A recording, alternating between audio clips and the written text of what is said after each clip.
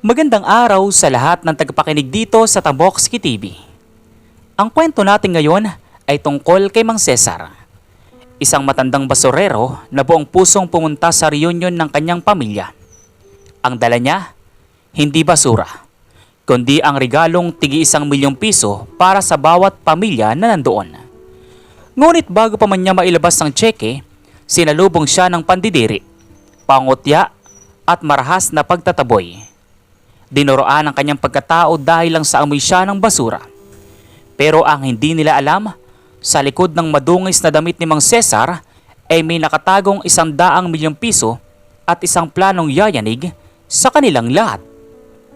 Bago tayo magpatuloy sa ating kwento, ay maaari po ba akong makahingi ng isang subscribe at like sa kwentong ito? At sana po ay dumating sa inyo ang napakalaking blessings.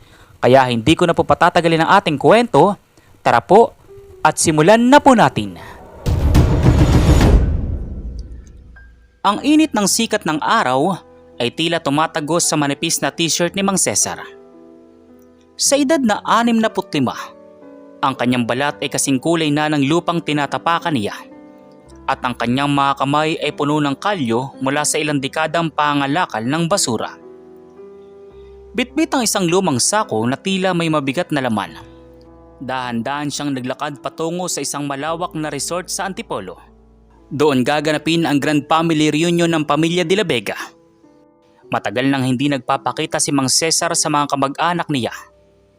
Simula nang mamatay ang kanyang asawa at maubos ang kanilang ipon sa ospital, itinuring na siyang anino ng sarili niyang pamilya. Habang papalapit sa gate, tanaw ni Mang Cesar ang mga mamahaling sasakyan. Doon, nakita niya ang kanyang pamangkin na si Federico, na nakasuot ng mamahaling polo shirt habang may hawak na baso ng wine. Sandali lang. Hoy matanda! Saan ka pupunta? Kanina pa kami nagbababala sa mga guard na bawal ang mga palaboy dito.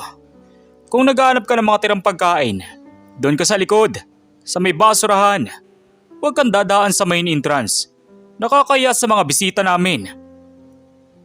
Huminto si Mang Cesar. Tumingala siya sa pamangkin at pilit na ngumiti, kahit na ang puso niya ay parang pinipiga. Federico, ako ito, ang Tito Cesar mo. Pumunta ko rito kasi balita ko ay lahat ng pamilya ay narito. Gusto ko lang sana makiisa at may dala rin akong pasalubong para sa inyo. Nagtawanan ang mga tao sa paligid. Lumapit ang isa pang pamangkin, si Liam. Isang lalaking malaki ang pangangatawan at tila walang galang sa nakatatanda. Pasalubong? Ano yan, Mang Cesar? Mga bote ng plastik? O baka naman mga lumang dyaryo? Nakikita mo ba ang suot namin? Ang mga pagkain dito, hindi na babagay sa amoy mo. Umalis ka na, bago pa kita ka rin palabas. Nakakasuka ang amoy mo, dumidikit sa hangin. Liam, huwag kang magsalita ng ganyan. Kadugo niyo ako. May mahalaga lang akong sasabihin. Bawat pamilya rito, may inihanda akong regalo. ₱1,000,000 para sa bawat pamilya ninyo. Gusto ko lang makatulong. Katahimikan ang namayani ng ilang segundo, bago ito napalitan ng malakas na hagalpak ng tawa ni Federico at Liam. ₱1,000,000? Liam, narinig mo yun? Ang isang basurero, bibigyan tayo ng tagi ₱1,000,000. Baka ₱1,000,000 microbe yun dala mo sa loob ng sakong yan. Lasing ka na ba sa amin ng nabubulok na basura, Mang Cesar? O baka naman nawawala ka na sa katinuan dahil sa gutom? Umalis ka na rito. Huwag mong sirain ang araw na ito. Tingnan mo nga ang sarili mo. Kulang na lang, ay langawin ka na. ₱1,000,000? Kahit nga pambili ng maayos na tsinelas wala ka. Tapos magyayabang ka rito. Hindi nakatiis si Liam. Lumapit siya kay Mang Cesar at marahas na itinulak ang matanda. Bumagsak si Mang Cesar sa simyento at ang kanyang sako ay tumapon ng bagya. Hindi pera ang lumabas doon, kundi mga lumang damit at ilang lata ng sardinas na pilit niyang pinag-ipunan para ipakita na may dala siyang handog. Ngunit ang hindi nila alam, sa loob ng isang lihim na bulsa ng kanyang suot na jacket ay naroon ang isang tseke at isang certificate mula sa PCSO Patunay na siya ang nag-iisang nanalo ng 100 milyong piso sa loto noong nakaraang linggo. Ganyan na ba talaga ang tingin niya sa akin? Dahil ba sa dumi ng trabaho ko? Nadumihan na rin ang pagtingin niya sa pagkatao ko. Hindi lang dumi, Mang Cesar. Basura ka na rin sa paningin namin. Guards, ilabas niyo itong taong ito. Siguraduhin niyong hindi na makakabalik yan. Kinaladkad ng mga guard sa matanda habang ang kanyang mga kamag-anak ay nagtatawanan at ang iba naman ay nandidiring nakatingin. Walang isa man sa kanila ang tumulong o nagtanong kung ayos lang ba siya. Habang nasa labas ng gate, pinagpag ni Mang Cesar ang kanyang sarili. Pinunasan niya ang isang butil ng luha sa kanyang mata. Kinuha niya ang kanyang cellphone, isang lumang keypad phone, at may tinawagan. Hello, attorney. Ituloy niyo ang plano. Ipakansila ang lahat ng donasyon na ibibigay ko sana sa foundation ng Pamilya de la Vega. At attorney, bilhin mo ang resort na kinatatayo nila ngayon. Gusto ko, bago lumubog ang araw, ako na ang may-ari ng lupang tinatapakan nila. Dito na magbabago ang ihip ng hangin. Habang nagpapakasaya ang pamilya sa loob, hindi nila alam na ang basura na itinaboy nila ay siya ng may-ari ng kalsada, ng resort at maging ng kinabukasan nila.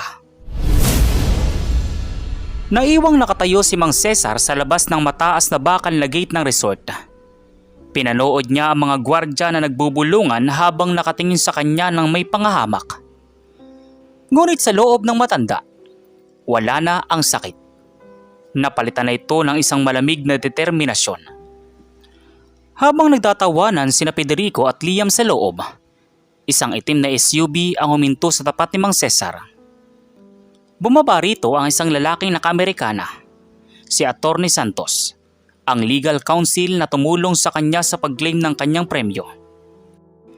Handa na ang lahat, Mang Cesar. O dapat ko na bang tawaging Sir Cesar? Hawak na namin ang deed of sale ng resort na ito.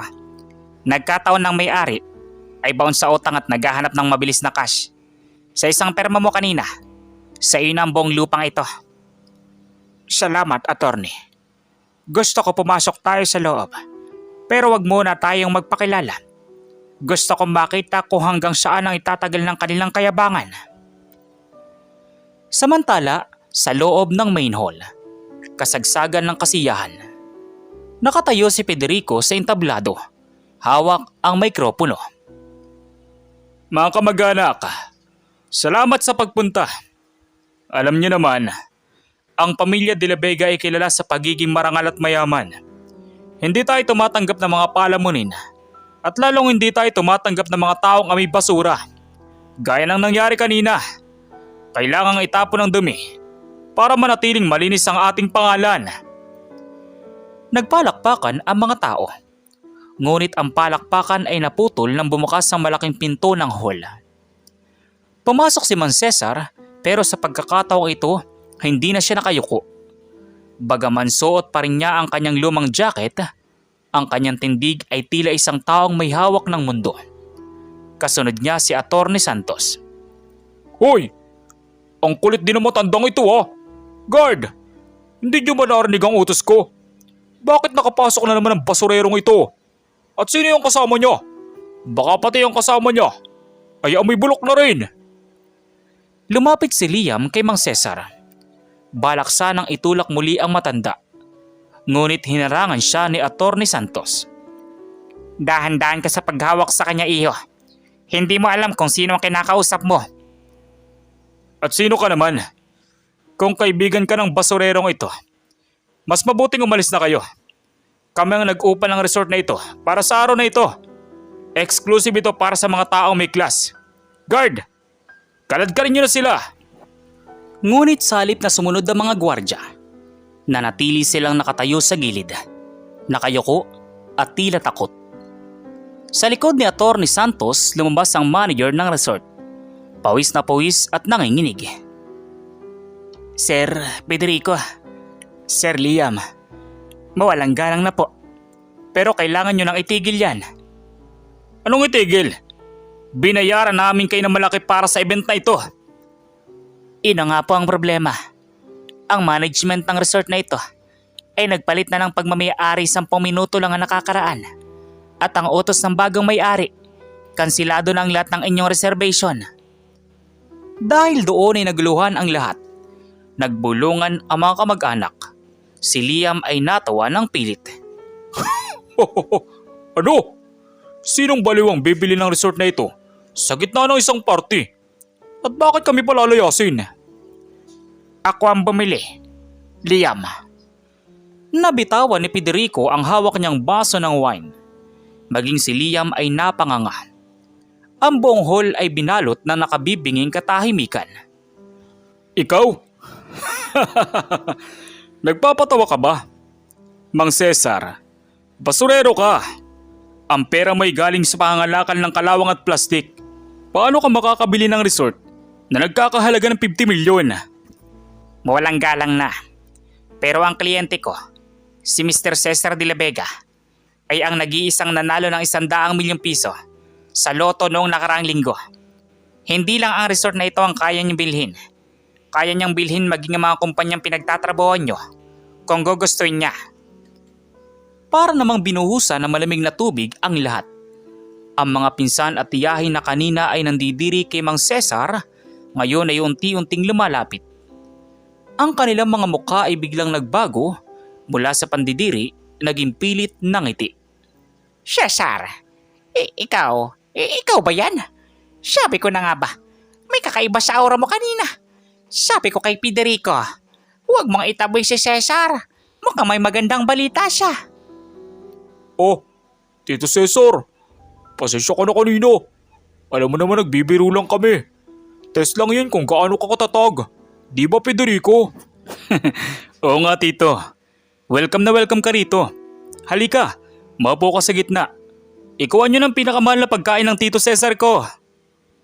Tumingin si Mang Cesar sa mga pagkaing nakahain. Pagkatapos ay tumingin siya sa sako niyang nakakalat pa rin sa labas. Ngumiti siya ng mapait. Isang ngiting hindi mo malaman kung natutuwa o nasusuka sa nakikita niyang plastik na ugali ng kanyang mga kamag-anak. Salamat sa alok niyo. Pero kanina lang, sabi niyo ay basura ako. Ngayong alam niyo nang mayaman ako, Tito na ang tawag niya sa akin. Ano ka ba Tito? Kalibutan na natin yun. Pamilya tayo. Di ba sabi mo kanina, may tig 1 milyon ang bawat pamilya. Siguro naman, hindi mo babawiin yun. Tumingin si Mang Cesar kay Atty. Santos at tumango. Naglabas si Atty. Ng isang bandel ng mga sobre. Bawat sobre ay may nakasulat na pangalan ng pamilya. Narito ang mga sobrang pangako ko. Bawat isa rito ay naglalaman ng tsekeng may halagang 1 milyong piso. Nagkagulo ang pamilya. Lahat sila ay nagunahan. Nagtutulakan para makuha ang kanilang sobre. Si Federico at Liam ang unang nakakuha. Ngunit habang binubuksan nila ang mga sobre, ang kanilang mga mukha na puno ng pananabik ay biglang napalitan ng pagtataka at galit. Dahil ang nakasulat sa tseke ay hindi ang pangalan nila. At may nakalagay na isang kondisyon na tila isang malaking sampal sa kanilang pagkatao. Ano ang nakasulat sa mga tsekeng ito? At bakit tila mas lalong nagalit si Federico at Liam sa kabila ng alok na pera? Ang kaninang ingay ng kagalakan ay biglang napalitan ng bulong-bulungan. Hawak ni Federico ang tseke. Nanginginig ang kanyang kamay. Hindi sa tuwa kundi sa lito. Sa tsekeng hawak niya, malinaw na nakasulat ang halagang 1 milyong piso. Ngunit sa ilalim ng pangalan niya ay may nakasulat na payable only if the recipient signs the dignity waiver. Ano ito Mang Cesar? Anong dignity waiver? Bakit kailangan pa ng ganito? Ibigay mo na lang sa amin ang pera. Pamilya naman tayo, di ba? Oo nga naman Tito. Bakit may mga papeles pa? 1 milyon na ito oh. Perma na lang ang kulang pero bakit ang daming nakasulat na maliliit na letra sa likod? Lumapit si Atty. Santos sa gitna. May hawak na makapal na dokumento. Ang lahat ay nakatuon ng pansin sa kanya habang si Mang Cesar ay kalmadong nakaupo sa isang silya. Pinagmamasdan ang bawat galaw ng kanyang mga sakim na kamag-anak. Sa lahat ng nais tumanggap ng 1,000,000 piso mula kay Mr. Cesar de la Vega, kailangan niyo munang permahan ang dokumentong ito. Ang nakasaad dito, ako, bilang tumatanggap ng pera, ay formal na umaamin na ang aking pagkatao at dangal ay may katumbas na presyo. Tinatanggap ko na mas mahalaga ang pera kaysa sa respeto ko sa aking sarili at sa aking kapwa. Nagkatinginan ang mga pamilya. Isang malaking sampalito sa kanilang mga muka. Para silang binabayaran para aminin na sila ay mga mukhang pera at walang kwentang tao. Cesar, sobra naman yata ito. Parang ginagawa mo kami mga pulubi na walang dangal. Pamilya mo kami. Pamilya? Tita Melba, kanina lang nung pumasok ako rito, tinawag niyo akong basura.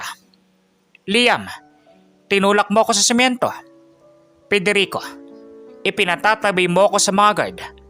Nasaan ang pamilya sa mga sandaling iyon? Ang dangal niyo ba ay buhay lang kapag alam niyong may pakinabang kayo? Hindi makasagot ang mga ito. Yumuko si Federico, ngunit ang kanyang mga mata ay nananatiling nakatingin sa checking 1,000,000. Ang laking halaga niyon. Pambayad sa utang, pambili ng bagong sasakyan, at pambawi sa kanyang nalulubog na negosyo. Isang perma lang naman. 1,000,000 na. Wala naman makakaalam sa labas ng pamilya. Dahil sa silaw ng salapi, kinuha ni Federico ang ballpen. Mabilis niyang nilagdaan ng waiver. Kasunod niya si Liam na tila wala rin pakialam kahit tawagin siyang walang dangal basta't makuha ang pera. Isa-isang lumapit ang mga kamag-anak. Ang mga taong kanina lang ay nandidiri sa amoy ng basura, ngayon ay nag-uunahan sa pagperma sa dokumento ng kahihiyan. Attorney, nakuha na ba ang lahat ng perma? Opo, Sir Cesar. Lahat sila ay pumerma na. Tinanggap nila ang pera, kapalit ng kanilang dangal. Ngumiti si Mang Cesar, pero ang ngiting iyon ay puno ng lungkot. Tumingin siya kay Federico na ngayon ay malapad ang ngiti habang hawak ang tseke. O ito na. Naperma na namin. Ngayon, pwede na ba kaming mag-withdraw? Pwede na ba kaming bumalik sa party at magpakasaya gamit ang pera mo? Sige, magpakasaya kayo. Pero may isang bagay lang akong gustong sabihin sa inyo bago ako umalis sa resort na ito. Ano yun, Tito? Kahit ano, gagawin namin. Gusto mo ba nga ipagpag namin ang sako mo? Gusto mo ba nga kami na magbuhat ng basura mo? Nagtawanan ang mga kamag-anak. Akala nila ay tapos na ang laro. Ngunit biglang naglabas si Mang Cesar ng isa pang sobre mula sa kanyang bulsa. Isang gintong sobre na may nakasulat na The Real Legacy. Ang 1,000,000 piso na hawak nyo ay maliit na bahagi lang ng kaya kong ibigay. Ang totoo niyan, may inihanda akong 10,000,000 piso para sa bawat pamilya na hindi peperma sa waiver na iyon. Ang perang iyon ay para sa mga taong ituturing akong pamilya, kahit pabasorero lang ako. Biglang gumuho ang mundo ni na Federico at Liam. Ang 1,000,000 na akala nila ay malaki na, ay barya lang pala kumpara sa 10,000,000 nakalaan para sa mga taong may tunay na malasakit. Ano? 10,000,000? Teka, Tito. Pwede ko bang bawiin yung perma ko? Nagbibiro lang naman ako kanina eh. Alam mo namang mahal kita. Oo nga, Lolo Cesar. Itatapon ko na itong 1,000,000. Ibigin mo lang ang 10,000,000 sa amin. Ngunit bago pa sila makalapit, humarang na ang mga gwardya na kanina lang ay sunod-sunuran sa kanila.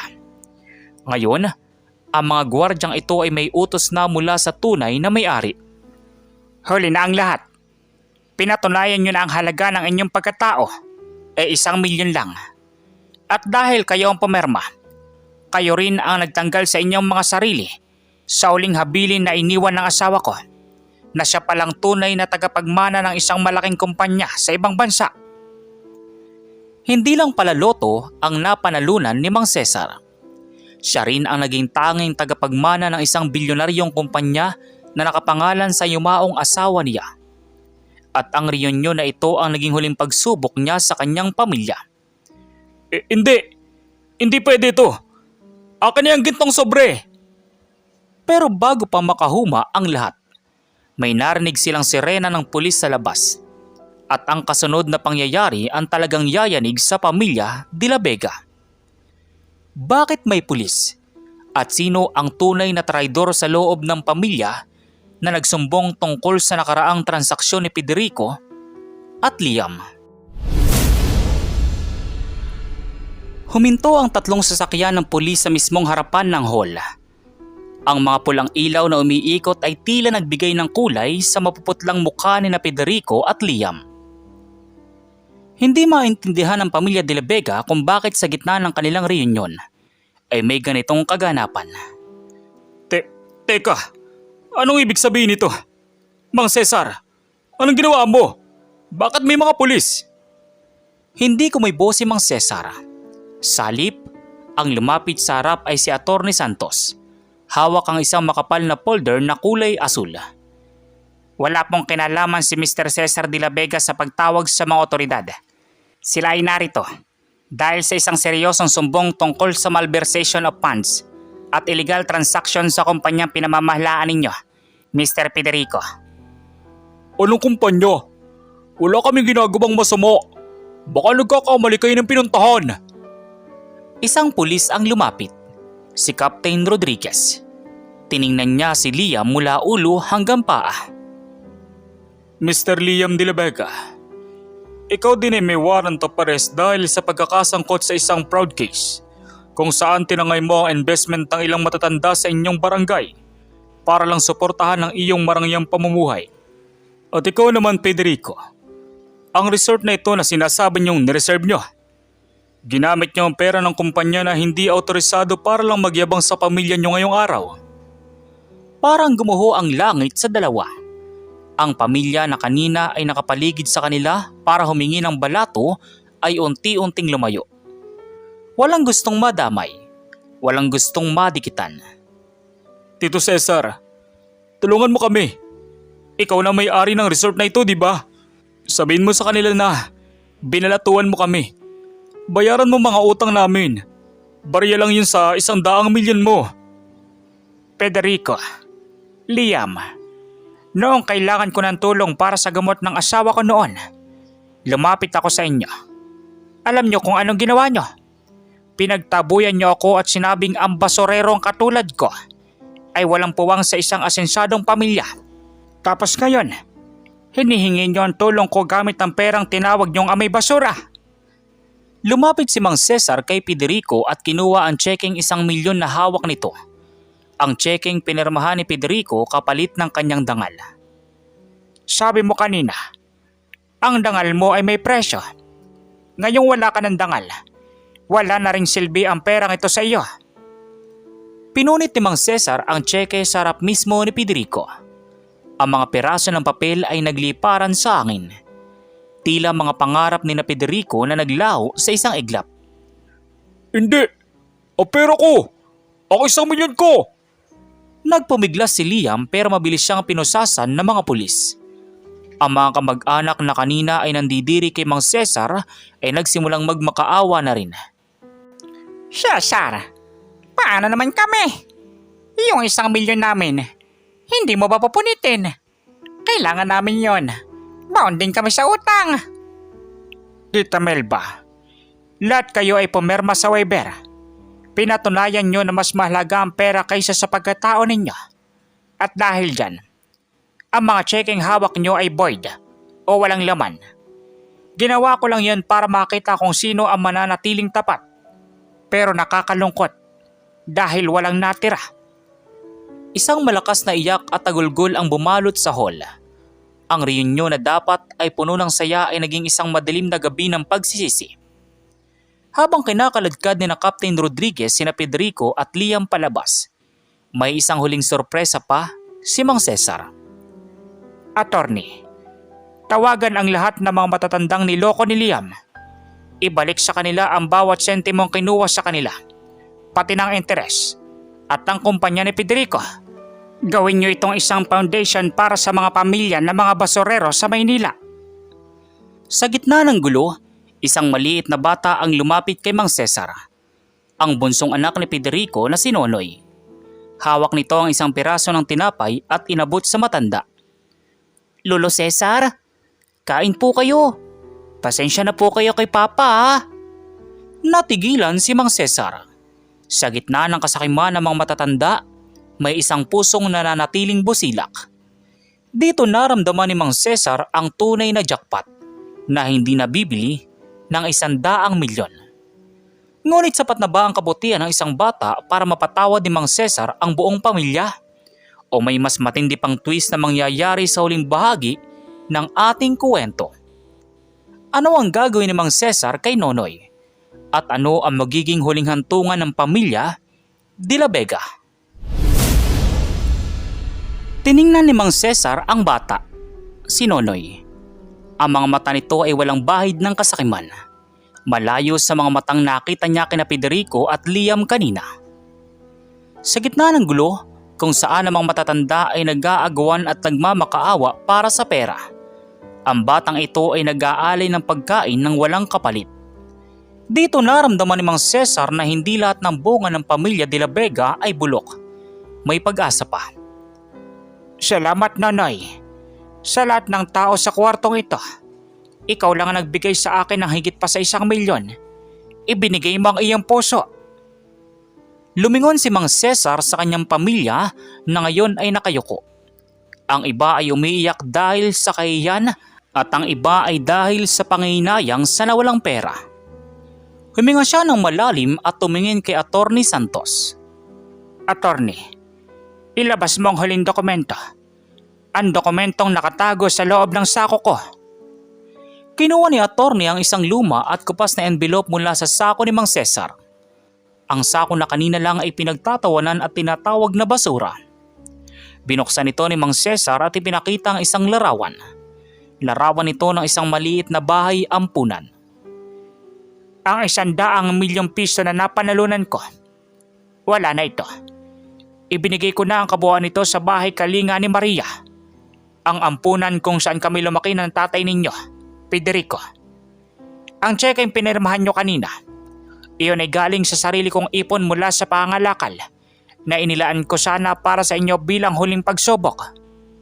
Nagulat ang lahat. Ibig sabihin, wala na ang 100 milyon. Naipamigay na ito sa kawang gawa bago pa man magsimula ang reunion. Ano? Ibinigay mo ang pera sa mga estrangero? Baliw ka na talaga, matanda ka. Dapat sa amin yun. Kami ang pamilya mo. Pamilya? Ang pamilya ay hindi nasusukat sa dugo, Federico. Nasusukat ito sa kung sino ang tatayo sa tabi mo kapag wala ka ng kahit na ano. Noong ako ay isang basurero lang, itinuring niyo akong estranghero. Kaya ang pera, ibinigay ko sa mga estrangherong itinuring akong tao. Ngunit narito ang huling twist. Ngumiti si Attorney Santos at inabot ang isang susi kay Mang Cesar. Gaya ng napag-usapan, Sir Cesar, dahil napatunayan mong hindi ka nabulag ng pera at mas pinili mong tumulong, ang kumpanyang pinagtatrabahuan ng asawa mo sa ibang bansa ay formal nang kinilala ang iyong legal right bilang CEO at owner. Ang 100 milyon ay pinamigay mo. 1% lang yon ng tunay mong kayamanan. Napanganga ang lahat. Ang akala nilang 100 milyon na jackpot ay barya lang pala sa tunay na yaman ni Mang Cesar.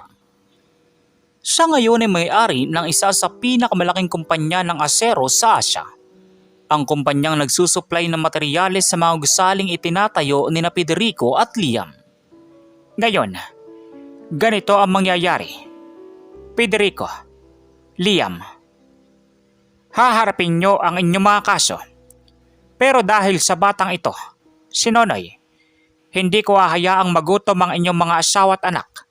Sila ay titira sa resort na ito.